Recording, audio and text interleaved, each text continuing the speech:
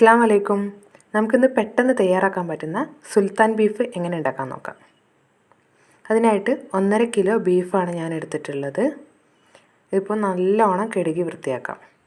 അതിലേക്ക് 500 ഗ്രാം ചെറിയുള്ളി എടുത്തിട്ടുണ്ട്.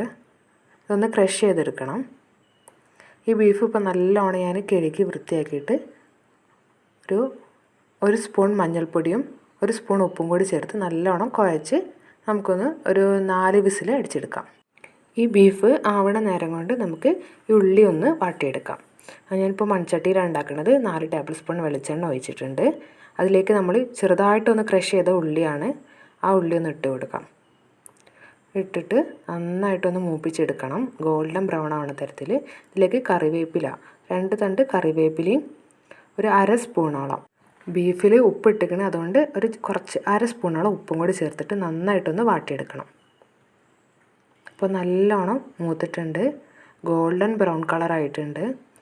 ഇനി ഇതിലേക്ക് നമുക്ക് എരിവിനായിട്ട് മുളകാണ്, വറ്റൽമുളകാണ് എടുക്കുന്നത്. വറ്റൽമുളക് ഒന്ന് വറുത്തിട്ട് പൊടിച്ചിട്ട്, കരിയാതെ ശ്രദ്ധിക്കണം, വറുത്ത് പൊടിച്ചതാണ്. അതൊരു 4 ടേബിൾ സ്പൂണോളം നമുക്ക് ഇട്ട് കൊടുക്കാം. നമ്മൾ എരിവിനനുസരിച്ചിട്ട്, കുട്ടികളൊക്കെ ഉണ്ടെങ്കിൽ കൂട്ടുന്നുണ്ടെങ്കിൽ എരിവ് കുറച്ചിട്ടെടുക്കാം. അപ്പോൾ എല്ലാ എരിവിനനുസരിച്ച്, എരിവുള്ള ആൾക്കാർക്കാണ് എരിവിനനുസരിച്ചിട്ട് എത്ര വെച്ചാൽ ഇടാവുന്നതാണ്. 5-6 സ്പൂണൊക്കെ ഇടാം. ഇതിന് നല്ലൊരു പാകത്തൊരു എരിവാണ് 4 സ്പൂണ്. ഇനി നമുക്ക് ഈ വേവിച്ച് വെച്ച ബീഫ് ഇപ്പോൾ 4 വിസിലടിച്ചിട്ടുണ്ട്. അതിലിപ്പോൾ വെള്ളമൊക്കെ വന്നിട്ടുണ്ട്. നമ്മൾ വെള്ളമൊന്നും ഒഴിച്ചിട്ടില്ല, പക്ഷെ നല്ല വെള്ളമൊക്കെ വന്നിട്ട് ആ വെള്ളത്തോടെ തന്നെ നമുക്ക് ഈ ഒരു ചട്ടിയിലേക്ക് ഒഴിച്ചു കൊടുക്കാം.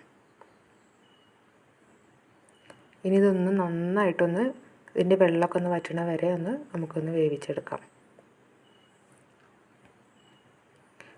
എരിവൊക്കെ എങ്ങനെയാണെന്ന് ഒന്ന് നോക്കിയാൽ മതി. സുർക്ക ഒരു 2 ടേബിൾ സ്പൂൺ സുർക്കയും കൂടെ ഒഴിച്ചിട്ടുണ്ടെങ്കിൽ നല്ല ടേസ്റ്റാണ്. ഇതിലേക്ക് സുർക്കയും കൂടെ ഒഴിച്ചിട്ടുണ്ട്. നന്നായിട്ടൊന്ന് ഇളക്കി മിക്സാക്കാം. ഇനി കുറച്ച് കറിവേപ്പിലയും കൂടി ഇട്ടിട്ട് നമുക്ക് കുറച്ച് നേരം ഒന്ന് മൂടി വെക്കാം. അപ്പം നമ്മൾ സുൽത്താൻ ബീഫ് റെഡി ആയിട്ടുണ്ട്. കഴിക്കാൻ സൂപ്പറാണ് ഈ സുൽത്താൻ ബീഫ്. എല്ലാവരും ഒന്ന് ഉണ്ടാക്കി നോക്കണം. കുറച്ച് ഇൻഗ്രീഡിയൻസേ ഉള്ളൂ. അപ്പം പെട്ടെന്ന് തന്നെ നമുക്ക് വീട്ടിൽ തന്നെ ഉണ്ടാക്കിയെടുക്കാം ബീഫ് ഉണ്ടെങ്കിൽ. നെയ്ച്ചോറിലേക്കും പൊറാട്ടയിലേക്കൊക്കെ നല്ലൊരു കൂട്ടാണ് ഇത് സുൽത്താൻ ബീഫ്. എല്ലാവരും ഉണ്ടാക്കി നോക്കണം. ഇൻഷാ അല്ലാഹ് അടുത്തൊരു വീഡിയോ ആയിട്ട് വീണ്ടും കാണാം.